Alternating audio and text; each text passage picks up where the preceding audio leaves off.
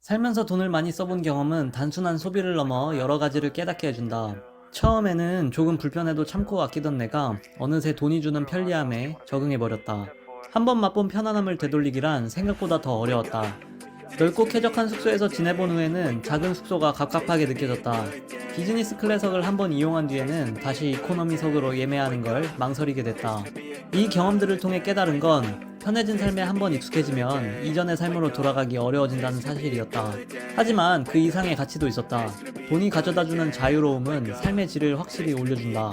원하는 시간에 내가 원하는 사람들과 어울리고 원하는 곳으로 떠날 수 있는 능력이 생겼다. 그 순간들이 인생을 더 즐겁고 충만하게 만들어주었기에 돈의 쓰임새에 대해 한층 더 깊이 생각하게 되었다. 소비란 단순히 돈을 쓰는 게 아니라 자신의 삶을 조금 더 자유롭게 만들어주는 도구임을 깨달은 것이다. 돈을 많이 써보니 단순히 더 좋은 물건이나 경험을 쌓는 것만은 아니었다. 이전에는 전혀 경험해보지 못했던 여러 차원들이 있었다. 예를 들어 이동수단에서도 확연한 차이를 느꼈다. 자차와 대중교통이 주는 편리함의 차이는 두말할 필요도 없지만 일정에 맞춰 도착하는 공항 리무진이나 편안한 비행기 좌석에 앉아보니 여행이 주는 피로감 자체가 달랐다. 이동 자체가 한결 여유로워지니 새로운 여행지에서의 시작이 더욱 활기차게 시작되었다. 이러한 경험들이 쌓이다 보니 돈을 쓴다는 건 시간을 사는 것과 같다는 생각이 들었다. 평소엔 시간을 절약하기 위해 바쁘게 움직였던 것들이 돈을 통해 여유로운 순간으로 바뀌게 되었으니까.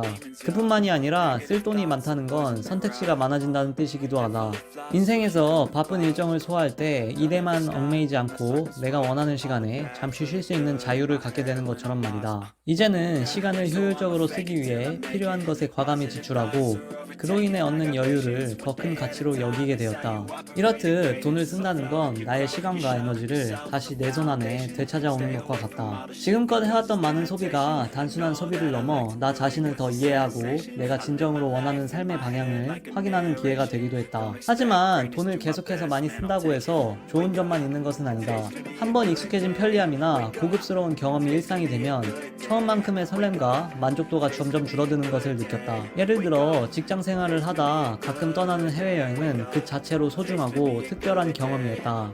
새로운 곳을 여행하고 일상에서 벗어나는 그 자체가 행복이었다. 그런데 여행을 점점 자주 가다 보니 가끔 가던 때와 달리 신선함이 줄고 만족감도 예전 같지 않았다. 일상의 고단함과 반복되는 루틴 속에서 탈출할 때 느끼는 해방감이 큰데 그 빈도가 잦아지면 오히려 그 특별함이 무뎌지곤 했다. 결국 여행이 주는 행복이나 돈을 통해 얻게 되는 편리함도 가끔 누려야 만족감이 더 커진다.